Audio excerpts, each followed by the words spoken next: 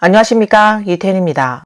상해에 계신 분들, 혹시 지금 집 근처 부동산 중개업소 아직 문 열려 있나요? 요즘 중개업계가 사실상 집단 탈출 수준의 혼란에 빠졌다는 이야기가 들려오고 있어요. 폐각과 영가 같은 대형 브랜드도 대규모 정리해고와 매장 철수에 들어갔다는 소식이 계속 이어지고 있고요. 특히 상하이 지역에서는 약 10,000명 가까운 인원이 해고됐다는 말까지 돌고 있습니다. 업계 전체가 지금 마치 팔 하나 자르고라도 살아남겠다는 식의 극단적인 생존 시도에 들어간 것처럼 보입니다. 불안이 퍼지는 속도가 너무 빠르고 그 공기가 현장 전체를 짓누르고 있는 느낌이에요.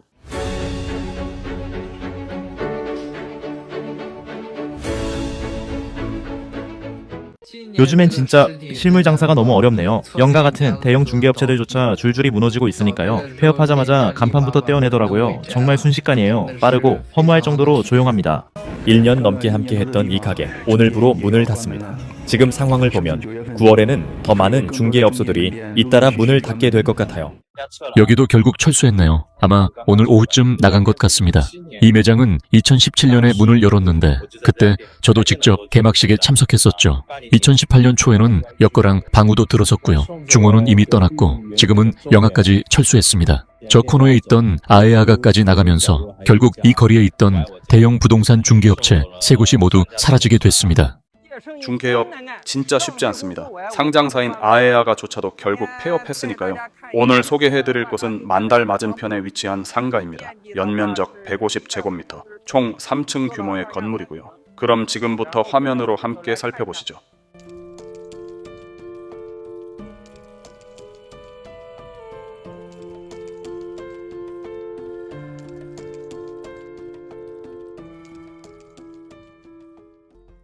중국 부동산 시장이 계속 바닥을 치면서 부동산 중개업계도 거대한 충격을 받고 있습니다. 특히 폐각과 연계된 영가 같은 대형 중개 브랜드가 이번에 선두에 서서 칼바람을 일으켰습니다. 긴급하게 점포를 닫고 대규모 정리해고에 나선 것입니다. 상해 한 지역만 보더라도 단 일주일 사이에 중개점 3곳이 문을 닫았습니다. 또한 전해지는 소식에 따르면 상해에서만 약 1만 명이 해고됐다고 합니다. 비록 이 숫자는 공식 확인되지 않았지만 현지 시장 관계자들의 체감과 상당히 일치한다는 평가가 나오고 있습니다. 이 장면이야말로 중개업이 얼마나 힘든지를 보여줍니다. 지금 밤 10시가 넘었는데도 아직 퇴근하지 못한 채 거리에서 중개 생방송을 이어가고 있어요. 요즘 경쟁이 정말 심합니다. 저기 또 한 명이 돌아오고 있네요. 앞에도 또 한 명. 거리 곳곳이 이렇게 생방 중개자들로 가득합니다. 정말 쉽지 않은 상황입니다.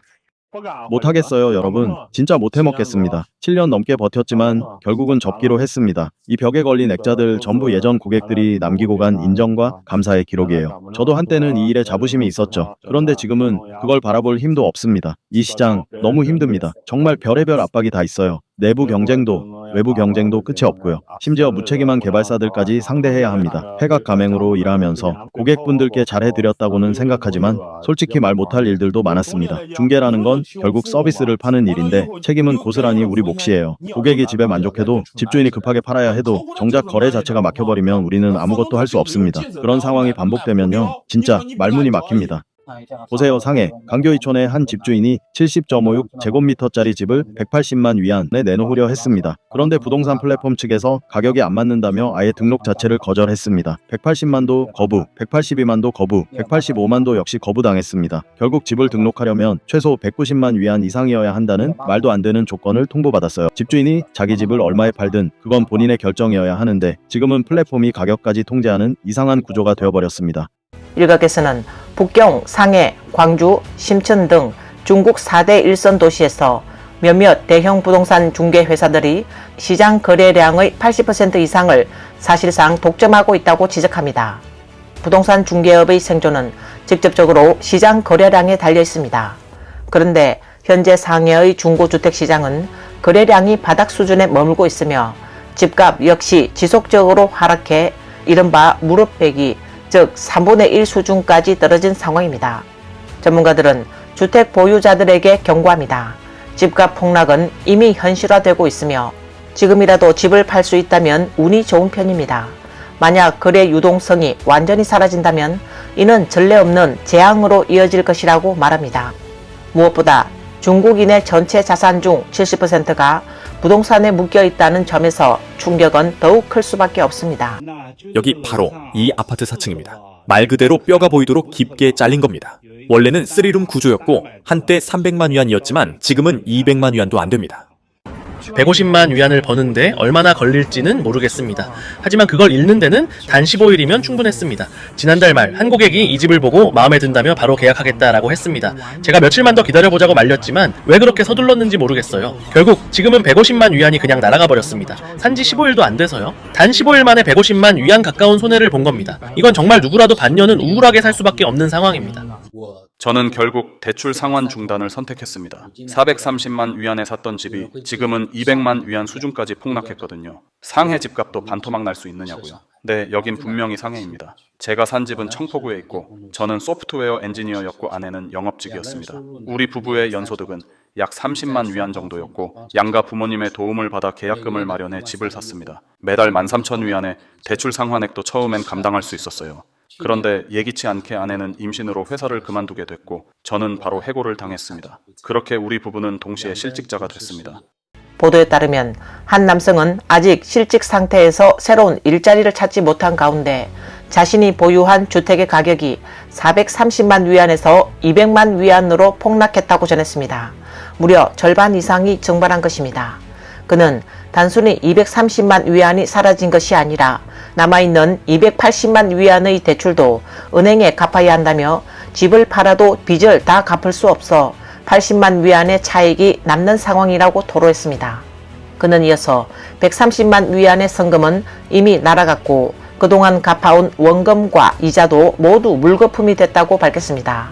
처음에는 주택을 포기하고 은행에 넘기려 했지만 연체 20일이 지나자 은행으로부터 강제 상환 독촉 전화를 받았고 결국 6개월 뒤 은행이 소송을 제기했습니다. 해당 주택은 법원 경매에 넘어가 불과 150만 위안에 낙찰됐습니다. 법원은 이 남성에게 여전히 130만 위안의 차익과 변호사 비용, 소송 비용, 연체 이자 등 각종 비용을 모두 상환해야 한다고 판결했습니다. 또한 그는 공식 블랙리스트에 올라 신용불량 기록까지 남게 됐습니다. 그는 끝내 깊은 한숨을 내쉬며 이렇게 토로했습니다. 우리 인생은 그 집을 산 그 순간부터 완전히 무너졌습니다. 중산층은 지금 집을 팔아 현금으로 바꾸고 부채를 줄이려 하고 있습니다. 하지만 문제는 시장에 나온 매물들이 전부 비슷한 사정의 집주인들이라는 겁니다. 다들 먼저 팔고 빠져나가고 싶어 하다 보니 가격은 계속 떨어지고 결국 가격 폭락 도미노가 시작되고 있습니다. 구매자들 역시 이 상황을 잘 알고 있습니다. 수많은 매물이 쏟아지는 데다 그마저도 가격을 계속 낮추고 있다면 지금 이 상황에서 매수에 나설 사람은 거의 없습니다. 결국 시장 참여자 모두가 더 떨어지겠지 하며 관망하고 있습니다. 과거에는 기존 집을 팔고 신축을 사는 구조가 일반적이었지만 이제는 기존 집조차 팔리지 않고 새 집은 가격이 너무 높아 엄두도 내기 힘든 상황입니다. 그나마 간신히 헌 집을 매각한 경우에도 대부분 예상보다 훨씬 낮은 가격에 팔릴 수밖에 없습니다. 지역을 가리지 않습니다. 상하이든 선전이든 베이징이든 어느 도시든 상황은 비슷합니다. 지금의 중산층은 자산 붕괴를 막기 위한 전면적인 보이전에 들어간 상태입니다. 하지만 상황은 심각합니다. 팔지 않자니 시세 하락이 눈에 밟히고 팔자니 가격이 너무 낮아 마음이 찢어집니다. 이것이 지금 중국 중산층이 직면한 참혹한 현실입니다. 중산층이 프롤레타리아가 됐습니다. 이게 아마도 가장 현실적인 실업 상태일 겁니다. 상해에 사는 한 44세의 중산층 남성은 현재 실직 상태로 벌써 4개월째 버티고 있습니다. 그가 말하길 실직 이후에 여유로워진 건 시간밖에 없습니다. 그 외의 모든 것은 하나씩 줄어들고 있어요. 생활을 유지하기 위해 그는 모든 불필요한 지출을 즉시 중단했습니다. 집에서 부르던 가사도우미는 해고했고 이제는 스스로 청소합니다. 배달 음식은 끊고 직접 시장에 가서 장을 보고 요리를 합니다. 옷은 새로 사지 않고 담배도 완전히 끊었습니다. 그는 조금이라도 줄일 수 있는 지출은 다 줄이고 있습니다. 거리가 멀지 않으면 무조건 걸어 다니고 아니면 지하철이나 공유 자전거를 이용합니다. 하지만 그보다 더 중요한 결정은 따로 있습니다. 바로 집을 파는 것입니다. 그는 지금 당장 현금이 필요합니다. 그런데 상해의 집값은 계속해서 떨어지고 있죠. 이 상태로 집을 가지고 있어 봐야 사실상 돈이 묶여 있는 거나 다름없습니다. 라고 말했습니다. 어제 금오래가 문을 닫았다는 소식을 봤어요. 처음엔 믿기지 않았죠. 설마 했는데 오늘 아침에 직접 매장에 가보니까 진짜 문이 닫혀 있더라고요. 진짜로요. 정말 문을 닫았어요.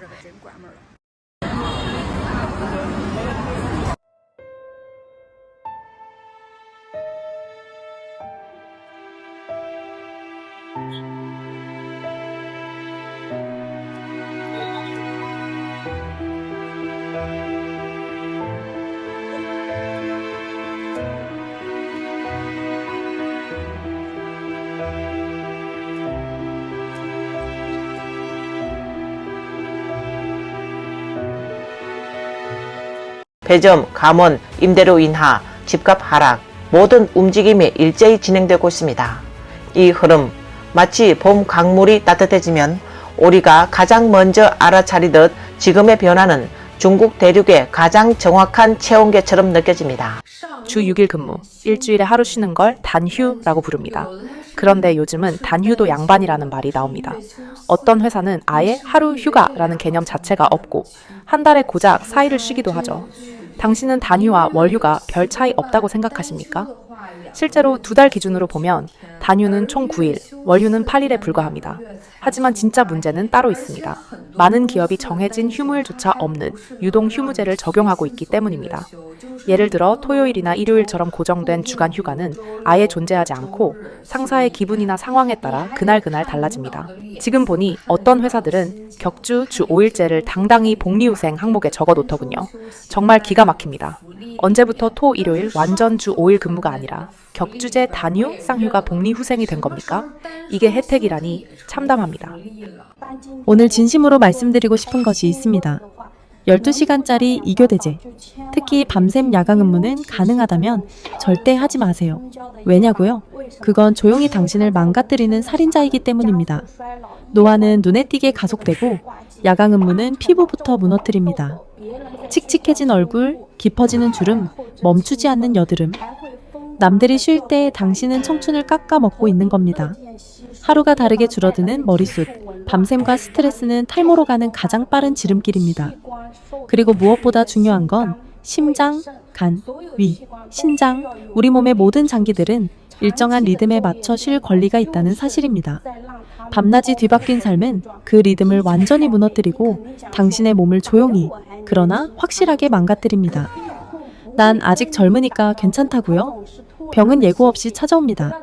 건강검진표에 빨간 경고등이 켜지고 병상에 누워 수액을 꽂은 채 후회하기 전에 지금 멈추세요. 지금 생각하세요. 밤에도 피곤하고 낮에도 피곤합니다. 진짜 죽을 것 같아요. 저 정말로 죽을 것 같아요. 밤새 2번이나 야간 근무를 했는데요. 저녁 8시부터 아침 8시까지 무려 12시간 동안 일했어요.